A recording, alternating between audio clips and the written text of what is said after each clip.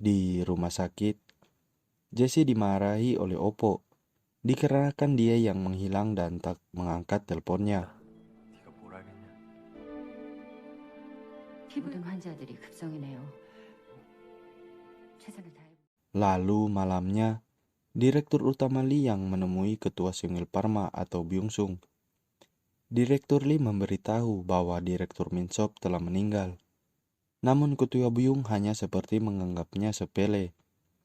Direktur pun meminta agar Ketua Byung secepatnya meminta maaf kepada korban penelitian mereka.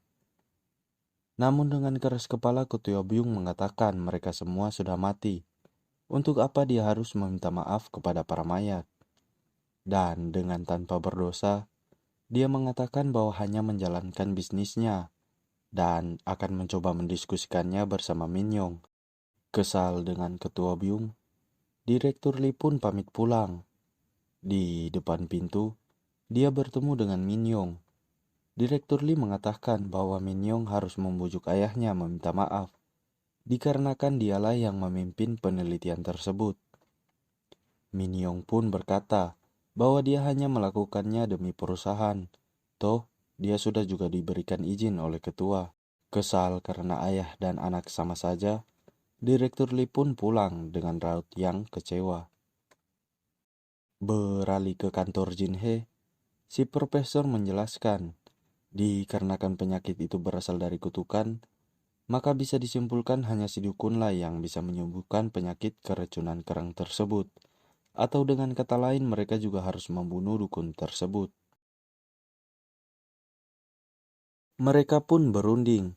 Rekan Jin Hee memberitahu tentang apa yang dikatakan si tahanan tadi. Bahwa setelah para tunawisma itu mati, sekitar 1 bulan kemudian ada seseorang dari Indonesia yang datang menemui tahanan tersebut, guna menanyai saudaranya yang bekerja di sini. Namun saudaranya itu menghilang. Tahanan itu pun memberikan nomor Pak Yong-hu untuk ditelepon. Tak lama, datanglah Direktur Lee yang akan melakukan wawancara. Dia menjelaskan bahwa penelitian itu adalah kerjasama dengan Amerika guna untuk mengembangkan racun kerang. Mereka merekrut orang-orang dengan ilegal karena tidak takut dengan masalah yang akan ditimbulkan. Toh, mereka juga lemah dan miskin.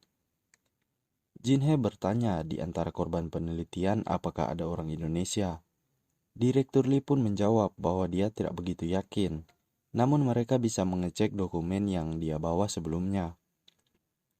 Setelah Direktur Lee pergi, Jin Hee pun kepikiran dengan perkataan profesor tadi yang mengatakan tanah kuburan mayat yang dicampur dengan darah korban. Mereka pun menyimpulkan bahwa si dukun berada di satu tempat dengan para mayat. Dan ditemukanlah gedung yang terbengkalai milik Single Pharma. Dan tanpa berlama-lama, mereka pun langsung menuju ke sana dengan rekan Jin Hee yang akan mencari tahu identitas si dukun.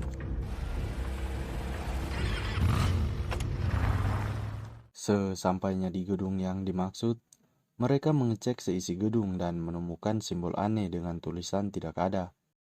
Karena mendengar suara, mereka berdua pun bergegas mengeceknya.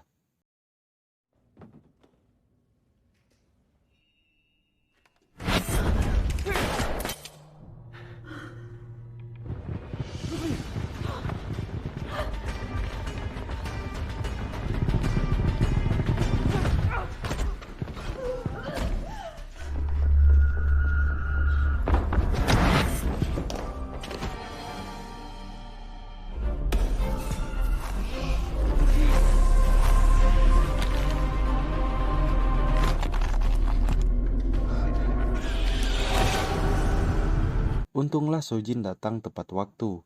Dialah yang mengendarai motor tadi. Sojin pun mengajak Jin Hee dan detektif itu pergi dan membuat semacam simbol perlindungan agar para mayat tidak bisa melihat mereka. Namun si detektif tak bisa masuk dikarenakan dia yang mencoba menghalang pintu.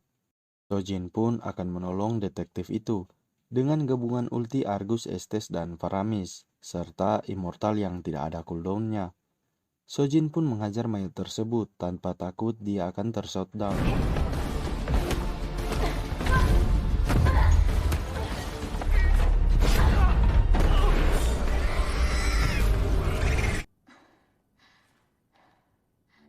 네. Setelah mengalahkan para mayat tersebut, Sojin pun menjelaskan tentang dia yang menghilang, dikarenakan dia yang ingin menghilangkan roh jahat di dalam tubuhnya. Walaupun sudah berguru ke Jepang dan Cina, Sojin tetap tak bisa menghilangkan roh tersebut dan hanya bisa mengendalikannya. Dan alasan Sojin balik ke Korea karena memimpikan Jinhee yang sudah dianggap seperti kakaknya sendiri. Lalu tak lama datanglah detektif tadi. Dia mengabarkan tentang Direktur Lee yang telah bunuh diri.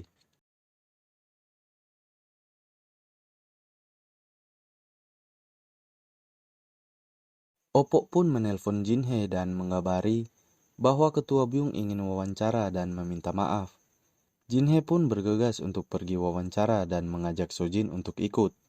Namun Sojin menolak dan ingin membantu melakukan penyelidikan karena merasa dukun itu masih di sini. Setelah Jinhee pergi, Sojin, profesor dan 3 detektif kembali ke dalam gedung untuk mencari dukun tersebut. Mereka pun kembali ke simbol yang kita lihat tadi. Sojin pun menghapus tulisan tidak ada tersebut, lalu terlihatlah jalan tempat di mana dukun itu berada.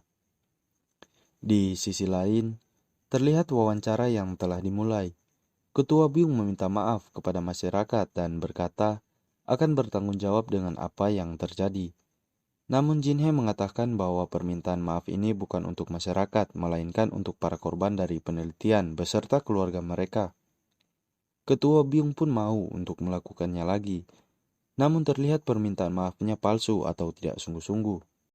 Tak lama rekan Jinhee menemukan biodata Jessie di berkas yang dibawa oleh Direktur Lee, lalu mengirimkannya kepada Jinhee, yang mana ternyata Jessie adalah salah satu korban dari penelitian ilegal tersebut.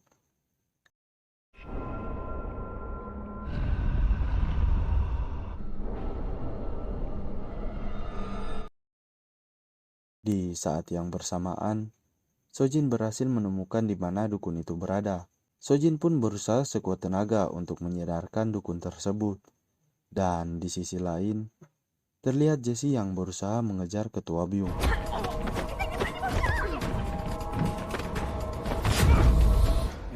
장비 챙겨. 빨리.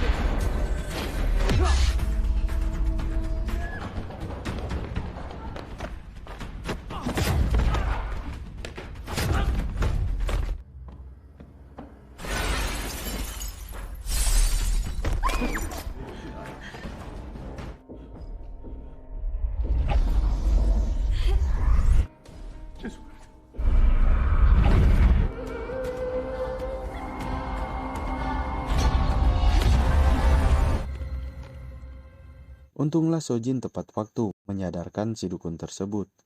Terlihat dukun itu yang menangis, yang ternyata Jessie adalah anaknya, dan itulah alasannya kenapa dia kesini. Kembali ke Ketua Byung, dengan brengseknya Minyong membunuh ayahnya sendiri dan meracuninya, dan dia jugalah yang membunuh Direktur Lee. Ketika para detektif dan Jinhee masuk, Minyong sudah berakting seolah-olah merasa kehilangan. Namun Jinhee mengatakan untuk berhentilah berpura-pura, karena dia sudah mengetahui semuanya, dengan kamera yang terpasang di tubuh Ketua Byung.